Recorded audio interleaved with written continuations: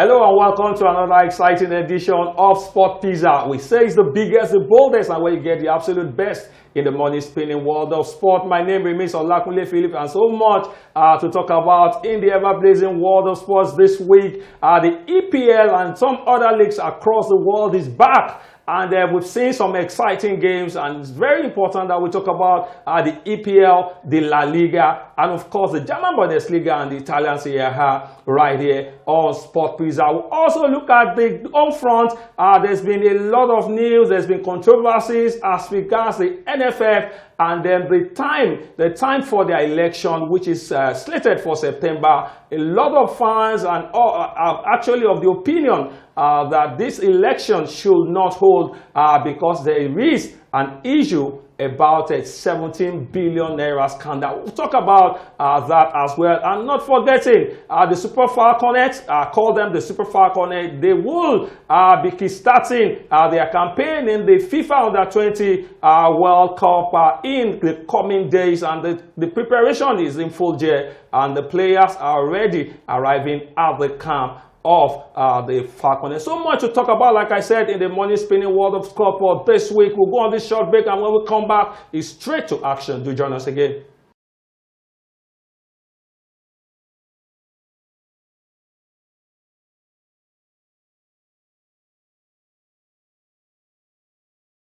Many thanks to you out there for always deeming it fit to be a part of Sport Pizza. Sure promises to be a wonderful and exciting time out here with us. Just last week, my strike partner, when we were previewing the EPL season and how we fear that match day one of the EPL will go down, my partner, Kelechi, also actually said Manchester United might just be struggling this season. And of course, his fears was actually came to full as we witnessed a loss from Manchester United. 2-0 against us in their first ever win against Manchester United. Kelechi Nwosu, it's great to have you once again on the show. Great to be back here. All right, we saw the English Premier League seeing the light of the day. That's talking about the match day one of the English Premier League. Arsenal, just like we predicted, won by 3-0 against Coventry City. And then, Kelechi, for me, the game or the victory was expected, looking at how Arsenal line up, the caliber of players at their disposal at the moment. But I'm looking at some new players, the impact of the new players, Bruno Guimaraes and Zulic. These are players that made meaningful impact in the game. For Bruno, too bad. He's been managed because of injuries. But I think the team as a whole is very balanced. You have upwards of 2-3 players in one position. And with the coming of Ezri Konsa, Arsenal are going to get even stronger. Nobody's going to remember that William Saliba, for example, is injured. You look at the inputs from the likes of Mosquera, the likes of Ben White. Yes, you would say it's Coventry, but they're a Premier League team. They might be newly promoted, but they're a Premier League team. Absolutely. There's this particular standard, but Arsenal showed superior standards, and that is why they won that game. And shout out to Christos Zolis.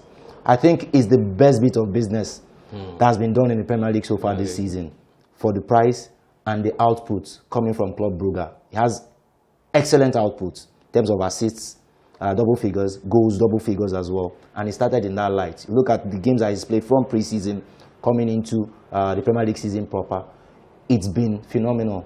A lot of people are looking at him, even opposition teams are looking at him, and they're saying maybe he's the real deal. All right, with the performance of Arsenal, with the way they took out Manchester City in the Community Shield, and now they've defeated Coventry City, and some of the opinion that it's a compact team already, but Arsenal management are not resting in their horses as regards recruitment of new players. And we have it that Alvarez is might likely, Arsenal are actually they are on the verge of making a bid for him as well. And also Victor Osimhen is there, the issue that has to do with lowering his weekly wages and all of that. Don't you think that the players are already enough, the present crop are already enough to secure Arsenal the EPL title?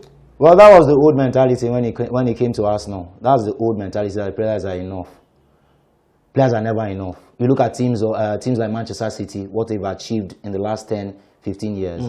They've never rested. Whenever a quality player is available, they go out. And I think that is the mentality that Arteta has adopted with Arsenal. That's what made Arsenal so strong and formidable as a team in recent times. Players are never enough. And I think if I were to pick on the value of both players and if they actually want to play for Arsenal, I would say Osimhen. I think he has a bit of an affection for Arsenal. Arsenal, absolutely. But Alvarez is more or less like a mercenary. You know he wants to go to Barcelona. But Atletico have told him, no, we are not going to make. Yes, we can't sell to our direct competition in the La Liga. So he is going to choose Arsenal as per. Yes, this is my next other option. And looking at what happened in the weekend between when the team played against Villarreal, where it was booed and some fans were actually throwing something. For me, which I think is a very disappointing one. He has not even made up his mind. If a player has not been sold by a club, I think he should still be loved by fans. Looking at what his antecedents with the club, what he has done as a pivotal player for the club.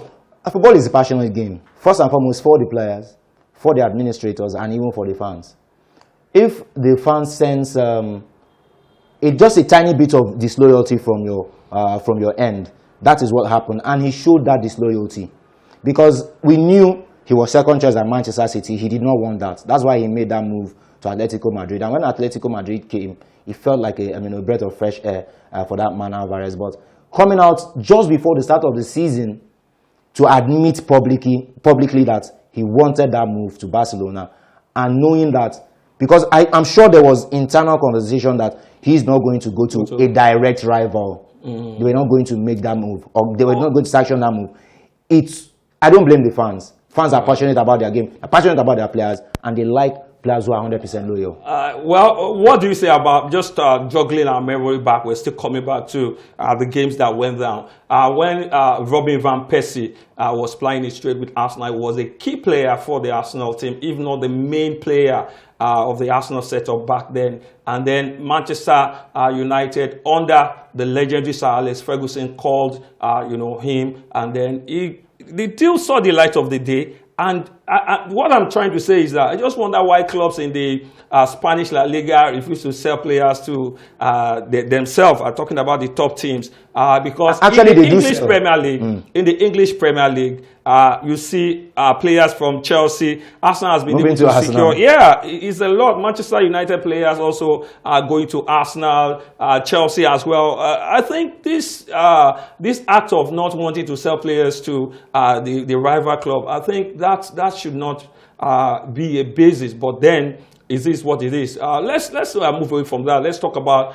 some other games that we saw. The game involving Manchester City and Bournemouth. It was expected to witness firepowers, and then Bournemouth, just like we knew them to be, they continued like they finished at the last campaign, started the game well, got the first goal, but then Manchester City showed determination, they showed compatibility, and they were able to get the win. I think Marco Rose has continued from where Andoni Iraola left off.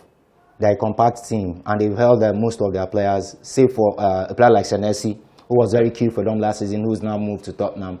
But they've kept the core of their players. Don't forget that Junior Krupi, he's injured. He had surgery, so it's going to take a bit of time for him to come back into the team. But I expect Bournemouth to challenge this season. Maybe not for the title, but you want to see them even move further up the table.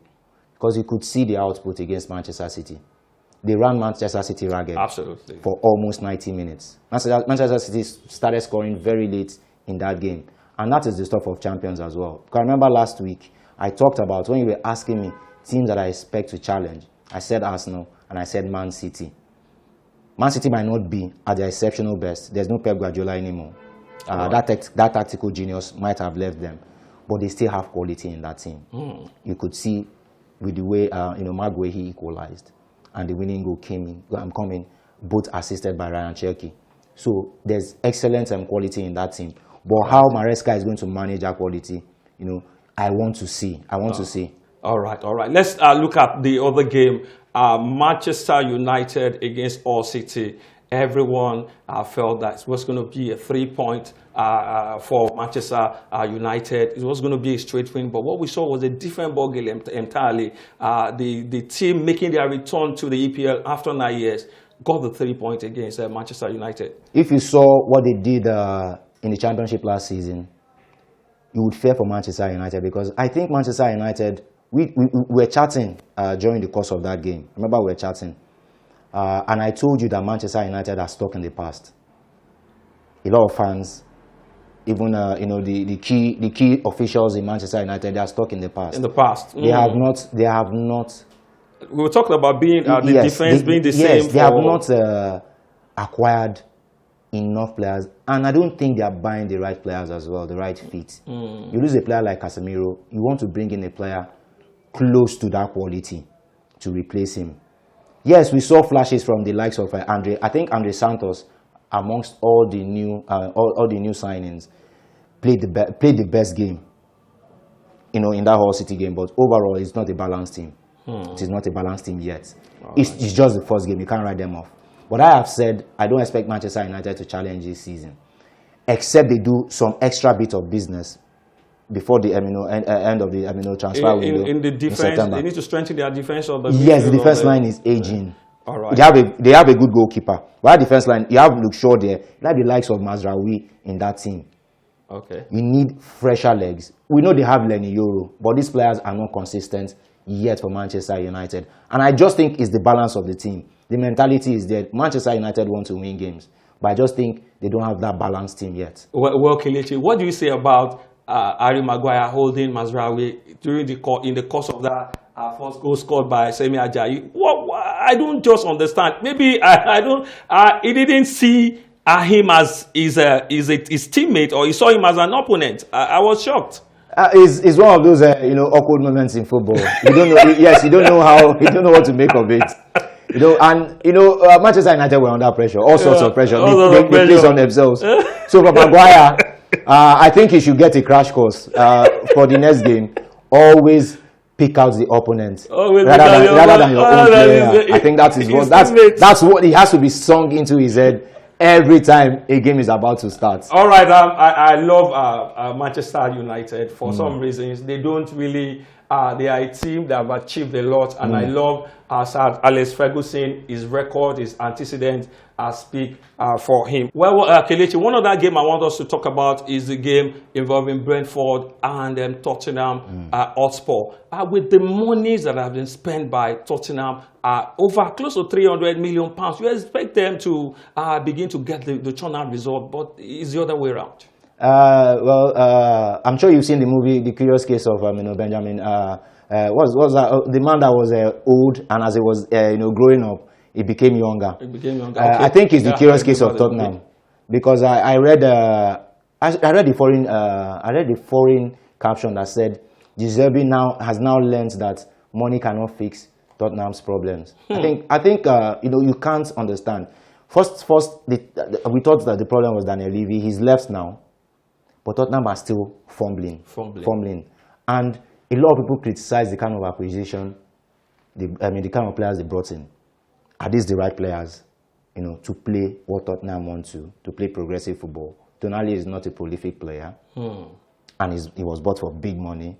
Fernandes, who also moved from West Ham, bought for big money. Savino is coming now. Savino is not prolific, and he doesn't get game time at Manchester City. So you are thinking, how is he going to turn this around? Maybe a miracle can happen, but it's looking like Tottenham are going to battle just like last season once again, because that was a shock result. But then it's Brentford, one of the most efficient teams outside of Bournemouth. Brentford are another very efficient team when it comes to Premier League football. When it comes to Premier League football, let's also say this, that Mikel Arteta has become the 5th manager in the history of England, the English Premier League, to notch up 150 wins in less than 250 games. We have the legendary coaches like Pep Guardiola occupying the #1 spot. We have coaches like the legendary Jurgen Klopp and also Sir Alex Ferguson as one of those coaches that have been able to attain this height. We wish Mikel Arteta the very best, and of course, you know that he's still young, he still has age on his side to notch up as many trophies as possible. All right, let's move away from that, and of course, straight to the Spanish La Liga. Exciting games. We saw Real Madrid had to leave it late against Espanyol to notch up that the winning goal in that game. Espanyol are a difficult team. We know they are a Catalan team. Their debut is usually with Barcelona, but then it doesn't matter when they come up against Barcelona or Real Madrid. They always, just like Getafe, they tend to put in their best. And for Real, I don't think they are settled yet. I see the pressure. Yes, even though Mourinho does not play. Yes, he doesn't play progressive football, but I think they need some time to settle in. That win is vital. At least it's going to calm the nerves. So we're going to assess them, subsequently from the games that are coming. From the games that are coming. Emphatic game for victory, I beg your pardon, for Barcelona, winning 5-0 against Elche. What a fantastic way to start off the season. They have the best team in the La Liga. They have the best team, and they've acquired. And the big players. They've acquired wisely. Yeah, and they've already started hitting the ground running. So I expect them to win the title, the La Liga title again. But I know Real Madrid are going to fight because they're hungry for it. They're always shuffling between seasons. Real Madrid wins this season, Barcelona wins next season. Nobody goes a full stretch anymore. Win 2-3.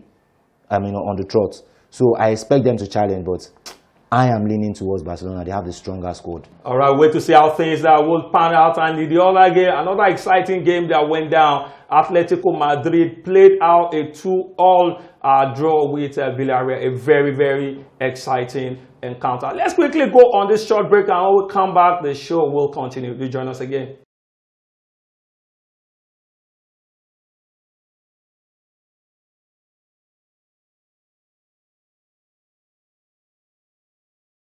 Welcome back. Let's switch attention to the NFF crisis as we speak. There's been a lot of controversies as regards the money that was released by the federal government in January 2024. That's 17 billion naira to the Nigerian Football Federation, and every time you keep hearing we are broke, we don't have money. They struggle to pay the players after playing games. That's for the Super Eagles, the Super Falcons, the same thing. Same for the under-17, for the under-20, for both female and male national teams. And then we are just a lot of us are tired of all of this, and with the kind of money that the federal government tends to always release to them, Kelechi, when is this going to stop? And it's good that we've heard that the EFCC are going to come in, and there's going to be a lot of probing and all of that.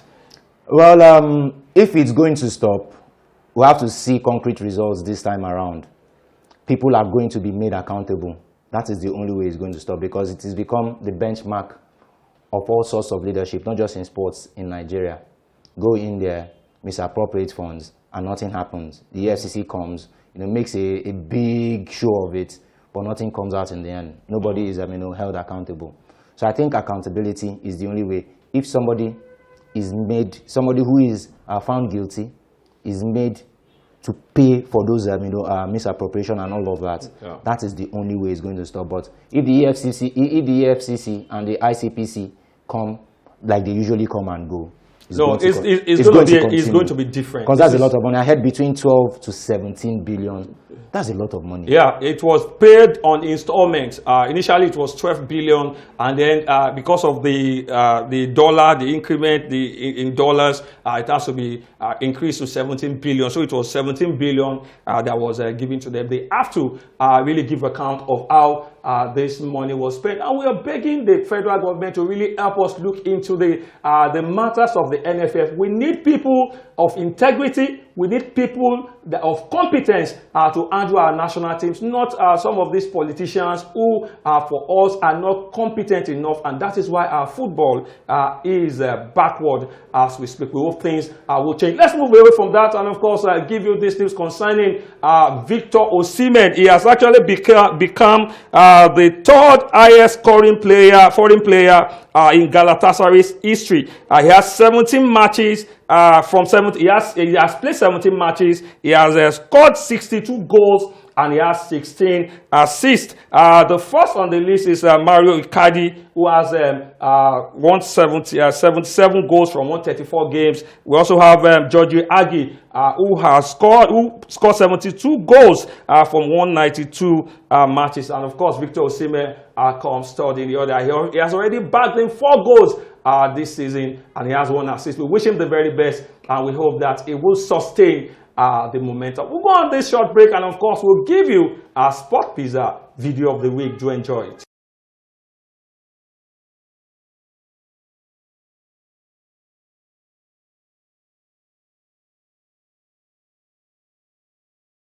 Welcome back, and that was our Sport Pizza video of the week. Hope you enjoyed it. Let's switch our attention right now to the Sport Pizza Chief Stars Corner, and we have 3 games lined up for you. For the first game, Kelechi, is the game involving Aston Villa and Arsenal.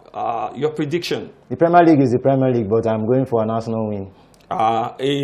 It's usually close when it comes to Aston Villa and Arsenal. All right, but I'm going for an Arsenal win. Even though Arsenal are going to be away, so I'm going for an Arsenal win. Arsenal to win against Aston Villa. That's a away team to win. All right, let's look at another game. Tottenham Hotspur against Newcastle United.